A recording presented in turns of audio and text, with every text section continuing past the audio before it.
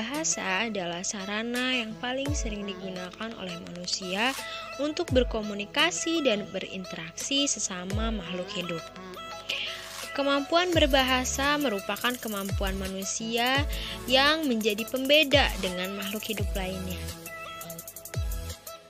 Perkembangan bahasa terkait dengan perkembangan kognitif, berarti faktor inteligensi itu sangat berpengaruh terhadap kemampuan dalam berbahasa.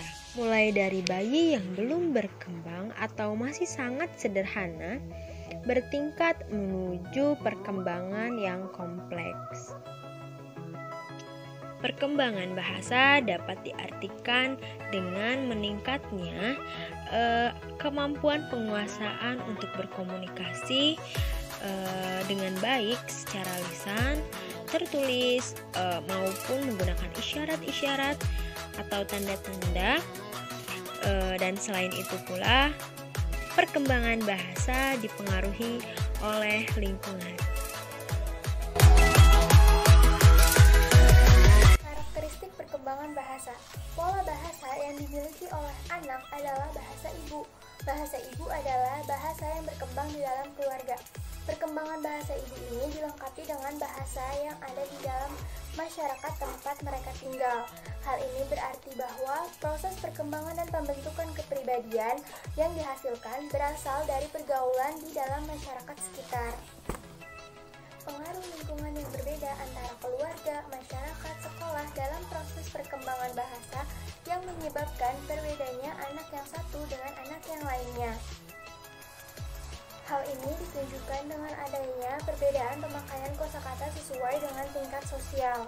Contohnya, keluarga dengan tingkat pendidikan yang rendah akan menggunakan bahasa dengan istilah-istilah yang kasar, berbeda dengan keluarga yang terdidik dan memiliki tingkat sosial yang lebih tinggi.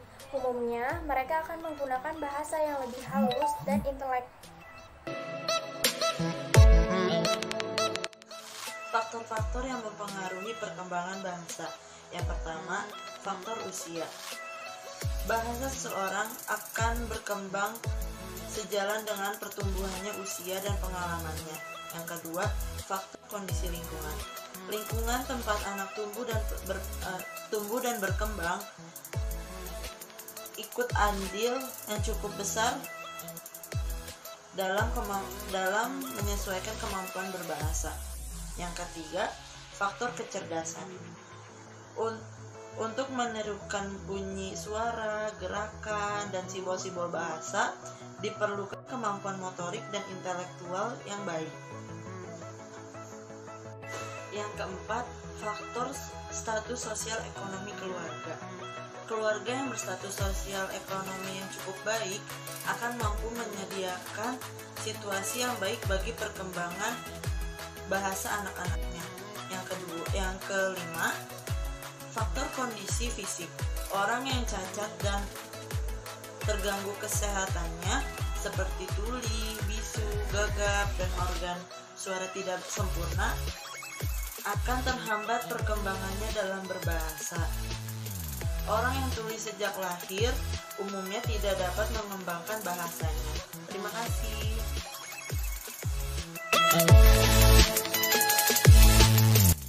Implikasi pengembangan kemampuan bahasa terhadap penyelenggara pendidikan. Terdapat banyak faktor antara biologis dan pengalaman yang berperan dalam perkembangan bahasa. Anak-anak mengembangkan bahasa selama mereka membangun kemampuan kognitif lain dengan secara aktif memahami apa yang mereka dengar, mencari pola-pola, dan menyusun aturan-aturan.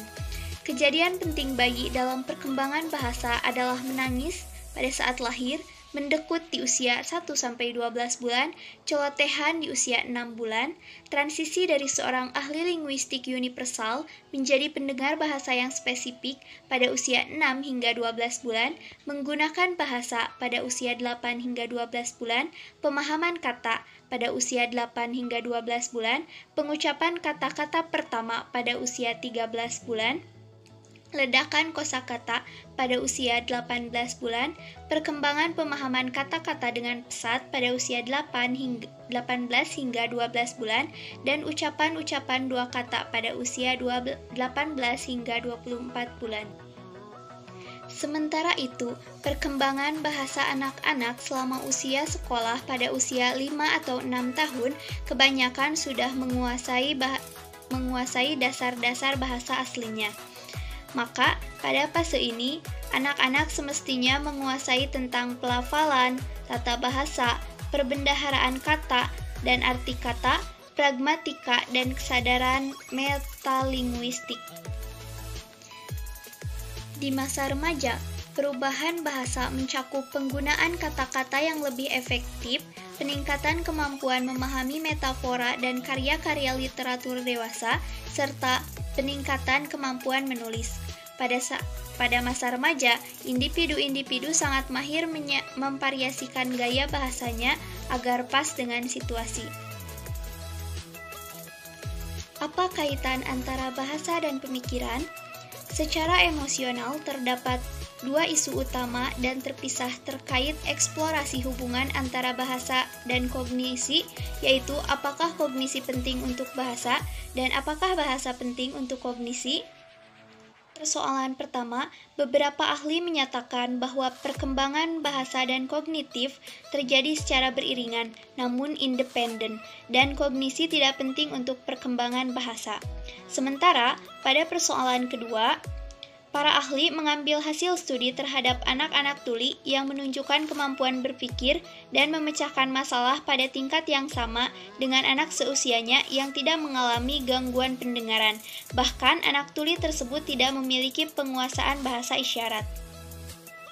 Jadi dapat disimpulkan bahwa bahasa tidak penting bagi perkembangan kognitif. Meskipun demikian, tetap ada kaitannya antara aktivitas kognitif dan bahasa pada anak. Pikiran atau kognitif tampaknya dapat mempengaruhi bahasa dan begitu juga sebaliknya. Namun, bukti yang terus bermunculan menunjukkan bahwa bahasa dan pemikiran bukan bagian dari sebuah sistem kognitif tunggal dan otomatis, melainkan berevolusi sebagai modul-modul yang terpisah yang secara biologis mempersiapkan komponen pemikiran.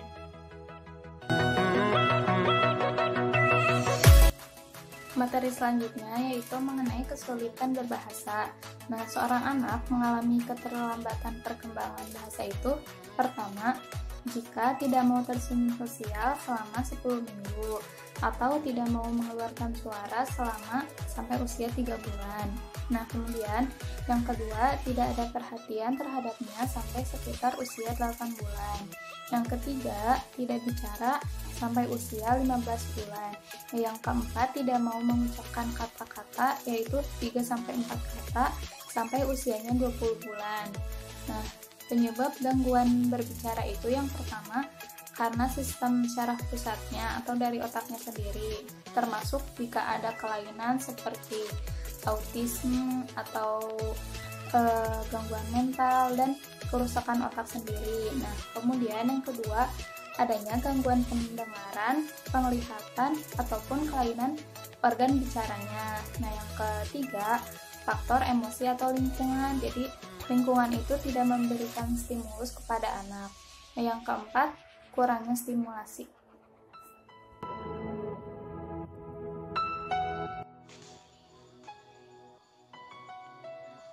Bahasa dari sudut pandang biologis dan lingkungan.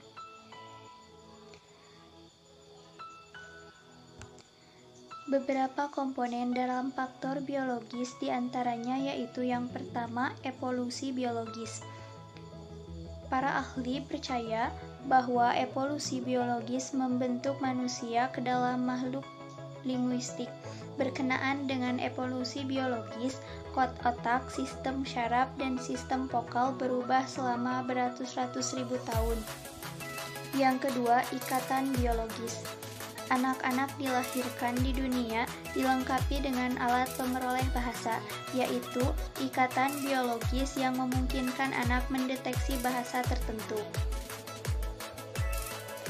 Yang ketiga, peranan otak dalam perkembangan bahasa. Berdasarkan hasil penelitian Gazzaniga dan Sperry atau Santrop dan Yusen, bahwa proses bahasa yaitu dikontrol oleh belahan otak sebelah kiri. Jadi, apabila ada seseorang yang mengalami gangguan otak, terutama otak kiri, pasti dia akan mengalami kesulitan dalam melakukan perkembangan bahasa. Karena pada otak kiri terdapat suatu area yang bernama Wernicke's area yang berfungsi untuk pemahaman bahasa. Dan apabila kerusakan otak pada seseorang terjadi pada area ini, sering terjadi pembicaraan yang tak berarti atau mengoceh. Yang keempat, apakah binatang memiliki bahasa? Pada kenyataannya, tidaklah diragukan bahwa beberapa binatang mempunyai sistem komunikasi yang menakjubkan dan sederhana, serta komunikasinya yaitu ada adiktif dalam memberitakan tanda bahaya, ada makanan dan kebutuhan seksual. Yang kelima, periode krisis belajar bahasa. Masa yang sangat penting untuk mengembangkan dialek bahasa anak yaitu pada usia sebelum 12 tahun. Mengajarkan bahasa pada anak harus dari usia dini dan tidak hanya melihat dari faktor biologis saja, tetapi harus melihat faktor lingkungan karena merupakan faktor penting dalam perkembangan bahasa. Kemudian selanjutnya faktor lingkungan. Seperti kita tahu bahwa dalam belajar bahasa kita tidak dapat melakukan dalam keadaan sepi, tapi kita membutuhkan interaksi dengan orang lain. Terdapat beberapa hal yang penting dalam perkembangan bahasa, yaitu perubahan kultural dan sosiokultural. Dukungan terhadap bahasa dan pandangan behavioral. Yang pertama, perubahan kultural dan konteks sosiokultural bahasa. Kekuatan sosial membuat manusia untuk lebih mengembangkan cara berkomunikasi dengan orang lain. Konteks sosiokultural terus-menerus memainkan suatu peranan yang unik dalam perkembangan bahasa akhir-akhir ini. Vygotsky mengemukakan bahwa peranan orang dewasa sangat penting untuk membantu perkembangan frasa anak, serta psikologi lain yaitu Brunner juga menekankan bahwa orang dewasa atau orang tua sangat penting untuk mengembangkan komunikasi anak. Kemudian yang kedua, dukungan sosial untuk perkembangan bahasa. Terdapat dukungan sosial pada perkembangan bahasa yaitu yang pertama motheris, yaitu cara seorang ibu dalam berkomunikasi dengan bayi, serta dengan kata-kata dan kalimat-kalimat yang sederhana. Yang kedua, recasting, yaitu membuat frase yang sama dari suatu kalimat dengan cara yang berbeda. Yang ketiga, echoing, yaitu mengulangi apa yang akan dikatakan kepada kita.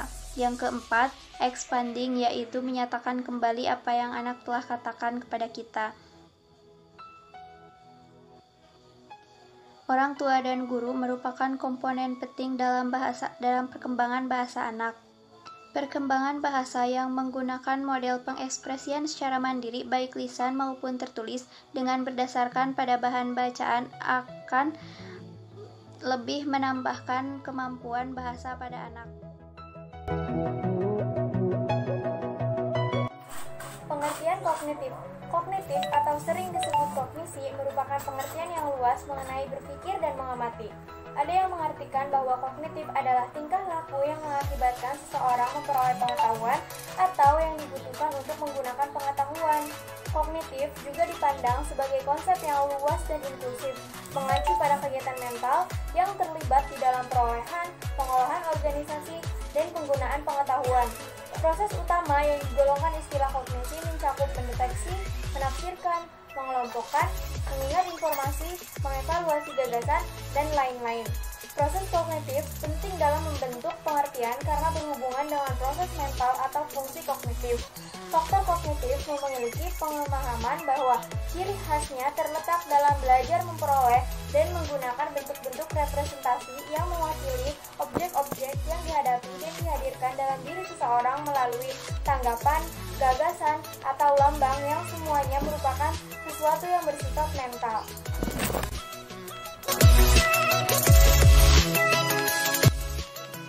Saya akan menjelaskan mengenai hal-hal yang termasuk ke dalam aktivitas kognitif. Kira-kira Kira-kira apa saja sih hal-hal yang termasuk ke dalam aktivitas kognitif? Di sini ada 3 hal. Yang pertama ada berpikir. Nah, berpikir sendiri menurut Charles S. Peirce merupakan dinamika gerak dari adanya gangguan suatu keraguan atas kepercayaan. Nah, di dalam berpikir sendiri ada yang namanya aspek atau jenjang atau proses berpikir. Nah, di sini ada 6 aspek. Yang pertama ada pengetahuan atau hafalan, yang kedua ada pemahaman, yang ketiga ada penerapan, yang keempat ada analisis, yang kelima ada sintesis, dan yang terakhir yang keenam ada penilaian. Untuk hal yang selanjutnya ada ingatan atau memori. Nah, ingatan sendiri merupakan kekuatan jiwa untuk menerima, menyimpan, dan memproduksikan kesan-kesan. Yang ketiga ada fantasi atau khayalan. Fantasi sendiri merupakan kemampuan jiwa untuk membentuk tanggapan-tanggapan atau bayangan-bayangan baru.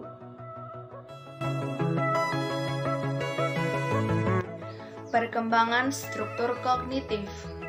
Kognisi sebagai kapasitas kemampuan berpikir dan segala bentuk pengenalannya digunakan individu untuk melakukan interaksi dengan lingkungannya. Dengan berfungsinya kognisi mengakibatkan individu memperoleh pengetahuan dan menggunakannya. Pada prosesnya, kognisi mengalami perkembangan ke arah kolektivitas kemajuan secara berkesinambungan. Perkembangan struktur kognisi berlangsung menurut urutan yang sama bagi semua individu, yang artinya setiap individu akan mengalami dan melewati setiap tahapan itu. Sekalipun kecepatan perkembangan dari tahapan-tahapan tersebut dilewati secara relatif dan ditentukan oleh banyak faktor seperti kematangan psikis, struktur syaraf, dan lamanya pengalaman yang dilewati pada setiap tahapan perkembangannya. Selanjutnya saya akan menjelaskan tentang tahapan perkembangan kognitif. Para ahli psikologi perkembangan mengakui bahwa pertumbuhan itu berlangsung secara terus-menerus dengan tidak adanya lompatan.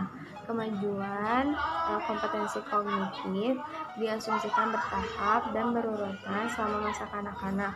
Piaget melukiskan urutan tersebut ke dalam 4 tahap perkembangan yang berbeda secara kualitatif, yaitu yang pertama ada tahap sensori motor, yang kedua ada tahap praoperasional, yang ketiga ada tahap operasional konkret, dan yang keempat ada tahap operasional formal. Nah, setiap tahapan itu urutannya tidak berubah-ubah. Semua anak akan mengalami 4 tahapan tersebut dengan urutan yang sama. Ini tuh terjadi karena masing-masing tahapan itu dibangun atas dan berasal dari pencapaian dari tahap sebelumnya. Kalaupun semisalkan urutan kemunculan itu tidak berubah-ubah, terus tidak mustahil adanya kecepatan seseorang untuk melewati tahap-tahap ini secara lebih dini di satu sisi dan terhambat di sisi lainnya. Tahapan yang pertama adalah tahap sensori motor. Nah, tahap sensori motor ini berlangsung pada usia 0-2 tahun. Nah, mulai pada masa bayi ketika ia menggunakan penginderaan dan aktivitas motorik dalam mengenal lingkungannya. Pada masa ini biasanya bayi keberadaannya masih terikat kepada orang lain, bahkan tidak berdaya. Akan tetapi, alat-alat lingkungannya sudah dapat berfungsi. Tindakannya berawal dari respon refleks yang kemudian berkembang membentuk referensi mental. Tahapan yang kedua adalah tahap praoperasional. Tahap praoperasional ini berlangsung pada usia 2-7 tahun. Dikatakan praoperasional karena pada tahap ini anak belum mengetahui pengertian operasional, yaitu suatu proses interaksi aktivitas mental di mana prosesnya bisa kembali pada titik awal berpikir secara logis. Manipulasi simbol merupakan karakteristik esensial dari tahapan ini. Hal ini sering dimanifestasikan dalam peniruan bercanda, tetapi perkembangan bahasanya sudah sangat pesat. Kemampuan anak menggunakan gambar simbolik dalam berpikir, memecahkan masalah, dan aktivitas bermain kreatif akan meningkat lebih jauh dalam beberapa tahun berikutnya. Pemikiran pada tahap pra-operasional ini terbatas dalam beberapa hal penting. Menurut Piaget, pemikiran itu khas bersifat egosentris, yaitu anak pada tahap ini sulit membayangkan bagaimana segala sesuatunya tampak dari perspektif orang lain. Tahapan yang ketiga adalah tahap operasional konkret. Nah, ini berlangsung pada usia 7 sampai 11 tahun. Tahap operasional konkret dapat digambarkan pada terjadinya perubahan positif, ciri-ciri negatif tahap operasional. Dalam cara berpikir egosentris pada tahap operasional konkret menjadi berkurang, ditandainya oleh desentrasi yang benar.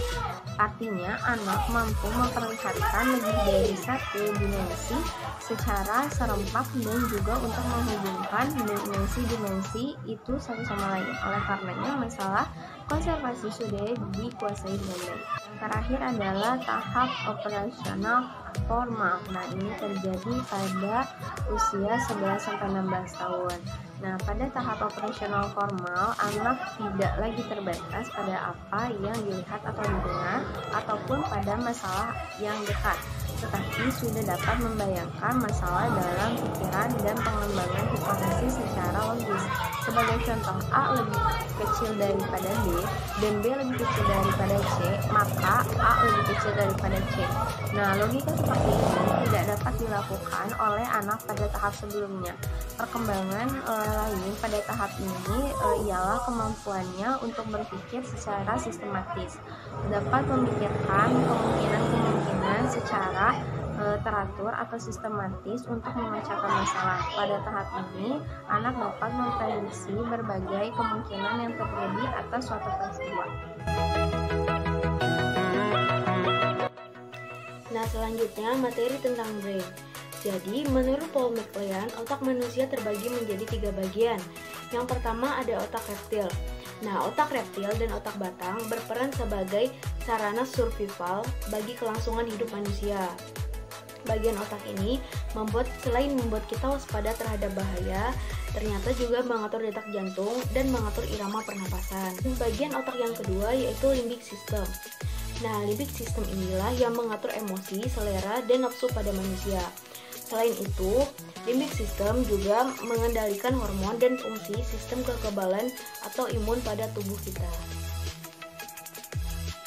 Kemudian yang terakhir ada neomamalia. Nah, bagian otak inilah yang membuat kita mengenal masa lalu, masa sekarang, dan masa kini. Selain itu, juga membantu kita dalam membuat rencana dan tujuan.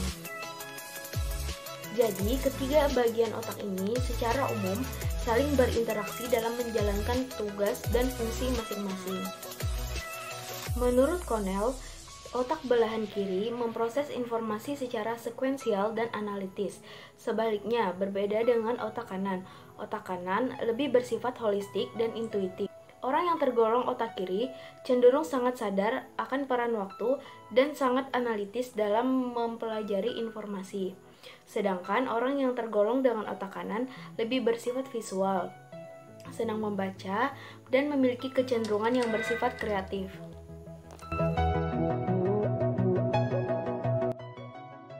Selanjutnya, materi tentang perbandingan teori dari Jan Piaget dan Vygotsky.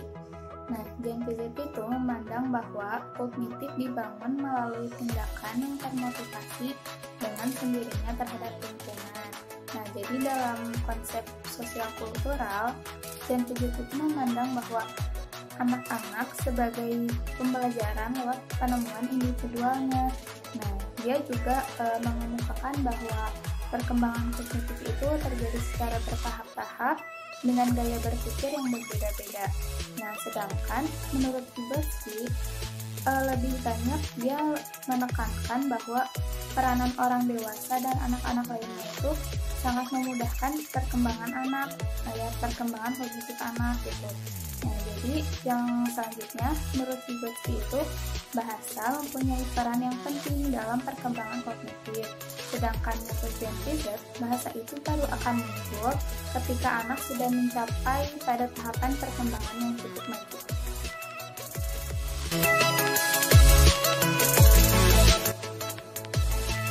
Selanjutnya, materi tentang atensi, memori, dan metakognisi. Jadi, atensi adalah pemusatan pikiran dalam bentuk yang jernih dan gambling terhadap sejumlah objek atau sekelompok pikiran. Ada 3 tujuan atensi. Yang pertama, membantu menyesuaikan diri dengan konteks. Yang kedua, memberikan pemahaman kontinuitas terhadap pemahaman. Yang ketiga, mengontrol perilaku yang akan dilakukan. Ada 2 proses dalam atensi. Yang pertama proses selektif dan yang kedua proses otomatis. Kemudian memori. Memori adalah penyimpanan informasi yang dipelajari untuk pemanggilan dan penggunaan di masa yang akan datang. Juga kemampuan atau proses yang dimiliki manusia untuk memperoleh informasi, menyimpan informasi, memelihara, dan memanggil kembali informasi dan pengalaman masa lalu dari otak. Yang selanjutnya adalah metakognisi. Nah, menurut Kuhn pada tahun 2000, ia mendefinisikan bahwa metakognisi sebagai kesadaran dan manajemen dari proses dan produk kognitif yang dimiliki seseorang, atau secara sederhana disebut sebagai berpikir mengenai berpikir. Secara umum, metakognisi dianggap sebagai suatu konstruk multidimensi, sebuah model yang populer menggambarkan 2 dimensi metakognisi yang berhubungan tetapi secara konsep, yaitu pengetahuan metakognitif dan proses metakognitif. Pengetahuan metakognitif merujuk pada kesadaran dan pemahaman. Sementara proses metakognisi merujuk pada kemampuan seseorang untuk memonitoring atau meregulasi aktivitas kognisinya selama pemecahan masalah.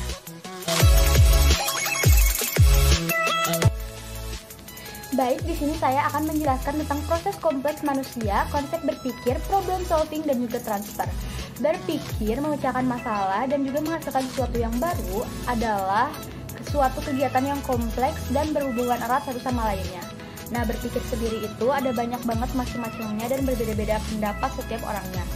Tapi yang paling umum, berpikir itu adalah berkembangnya ide dan konsep di dalam diri seseorang. Kalau misalkan kita menggabungkan pendapat-pendapat para ahli mengenai pengertian berpikir ini, kita bisa menyimpulkan kalau berpikir adalah berbagai kegiatan yang menggunakan konsep dan lambang sebagai pengganti objek dan peristiwa. Gimana ya maksudnya? Bingung kan kalian? Nih misalkan ya, ketika aku bilang kayak gini, coba kalian berpikir tentang buku. Apa yang kalian pikirkan? Pasti kalian berpikir tentang buku itu adalah kumpulan kertas-kertas yang mengandung tulisan di dalamnya. Atau misalkan kayak gini, kalian bayangkan peristiwa di mana kalian berada di gedung UPI dan kalian datang ke sebuah perpustakaan yang mana kalian di sana mengambil buku dan membacanya. Udah pasti kalian di situ akan membayangkannya kan? Nah, kayak gitu. Jadi berpikir mengenai suatu objek dan juga suatu peristiwa kayak gitu. Nah, berpikir sendiri bisa digolongkan menjadi 2. Yang pertama berpikir asosiatif, yaitu suatu ide yang merangsang ide-ide lainnya. Misalkan kalian itu berpikir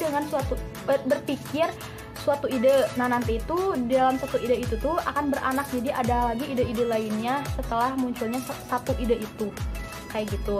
Nah, yang kedua ada berpikir terarah. Nah, berpikir yang terarah ini itu biasanya itu berpikirnya kita itu sudah ditentukan. Jadi udah ada step by stepnya. Harus yang pertama itu berpikir kayak gini, yang kedua kayak gini, yang ketiga kayak gini. Nah, biasanya itu berpikir yang mana kita itu sedang memecahkan suatu persoalan atau masalah. Jadi biasanya kita harus udah tahu kita tuh harus berpikir seperti apa. Kayak gitu. Nah, fungsi berpikir kan untuk memecahkan suatu masalah dan persoalan. Makanya nyambung nih sama yang namanya problem solving. Apa sih problem solving itu? Nah, problem solving menurut istilah adalah proses penyelesaian suatu masalah atau kejadian. Upaya pemilihan salah satu dari beberapa alternatif lain atau atau option yang mendekati kebenaran dari suatu tujuan tertentu. Nah, menurut Sanjaya, problem solving juga diartikan sebagai suatu proses mental dan intelektual dalam menemukan masalah dan pemecahan berdasarkan data dan informasi yang akurat, sehingga dapat diambil kesimpulan yang tepat dan juga cermat. Langkah-langkah problem solving ada 7 ya. Yang pertama, identifikasi masalah. Jadi di sini kalian itu menyadari adanya masalah atau enggak kayak gitu. Yang kedua, mengumpulkan data-data. Jadi kita itu harus tahu hal-hal apa aja sih yang berkaitan dengan masalah itu. Yang ketiga, perumusan masalah. Perumusan masalah di sini itu kalian tuh harus udah tahu penyebab masalah itu tuh apa. Jadi bisa dirumuskan dalam suatu masalah. Nah, yang keempat, eksplorasi berbagai kemungkinan alternatif, atau di sini itu tahap mencari tahu hal-hal apa sih yang mungkin saja bisa dilakukan untuk menyelesaikan masalah ini. Yang kelima, ada aksi atau tindakan yang mana kalian itu melaksanakan apa yang kalian rencanakan di yang keempat tadi. Kemudian yang keenam, kita melihat dampaknya atau efeknya, apakah sudah berjalan yang baik atau tidak. Kalau tidak, maka ulangi hal yang sama. Yang pertama, kedua, ketiga, keempat tadi. Nah, yang ketujuh adalah penarikan kesimpulan, yang mana biasanya kalau ada suatu problem solving, pasti adanya penarikan kesimpulan atau juga dibuat laporan seperti itu. Nah, yang selanjutnya ada yang namanya transfer. Apa sih transfer di sini? Nah, transfer yang aku dapat adalah knowledge transfer, atau proses untuk memindahkan pengetahuan dari individu yang disebut sebagai sumber pengetahuan atau kontribusi pengetahuan ke penerima pengetahuan, yang nantinya pengetahuan tersebut akan digunakan sesuai apa yang dibutuhkan oleh penerima pengetahuan. Jadi di sini itu si orang yang memiliki pengetahuan itu memindahkan pengetahuannya kepada orang yang diberikan pengetahuannya kayak gitu. Nah, nantinya si orang yang diberikan pengetahuan ini bisa menggunakan pengetahuan tersebut untuk hal apapun yang dibutuhkannya. Misal kalau di sini kan contohnya itu untuk memecahkan masalah. Nah, maka dari itu si penerima transferan pengetahuan ini akan menggunakan pengetahuannya itu untuk memecahkan suatu masalah. Seperti itu. Terima kasih. Bagaimana cara atau strategi yang digunakan untuk mengembangkan kognitif dan bahasa anak? Di usia anak yang masih dini, jika anak hanya disuruh belajar saja, pasti mereka akan cepat merasa bosan, lelah, dan tidak ada rasa semangat lagi untuk belajar. Jangankan anak usia dini, kita pun yang sudah dewasa, pastinya jika hanya belajar terus, pasti akan cepat merasa bosan. Di sini ada beberapa cara untuk mengembangkan kognitif dan kemampuan bahasa anak, di antaranya 1. Bermain. Bagi anak, belajar adalah bermain, dan bermain sambil belajar. Pemikiran kreativitas anak akan cepat berkembang melalui bermain, karena dari permainan tersebut, anak akan berusaha untuk memecahkan suatu permasalahan. Seperti bermain puzzle atau pasang balok. Pasti anak akan mulai berpikir kreatif untuk menyelesaikannya. Yang kedua, membacakan cerita. Jika kita bercerita kepada anak, mereka tidak hanya mendengarkan cerita itu, tetapi mereka juga membuat imajinasinya sendiri. Tidak hanya asal bercerita saja kepada anak, tetapi harus ada nilai-nilai positifnya, seperti memiliki pesan-pesan bermoral, yang sifat tersebut dikembangkan anak untuk kehidupan sehari-harinya. Dan yang terakhir adalah tanya jawab. Contohnya seperti, jika sudah waktunya pulang sekolah, sebelum pulang, guru pun mengajak anak untuk berdiskusi dan melakukan tanya jawab. Apa saja yang sudah mereka kerjakan di sekolah. Karena di situ juga akan membantu untuk menentukan suatu karakter anak. Apakah anak tersebut termasuk anak yang aktif ataupun justru kebalikannya, anak tersebut termasuk ke dalam anak yang pemalu.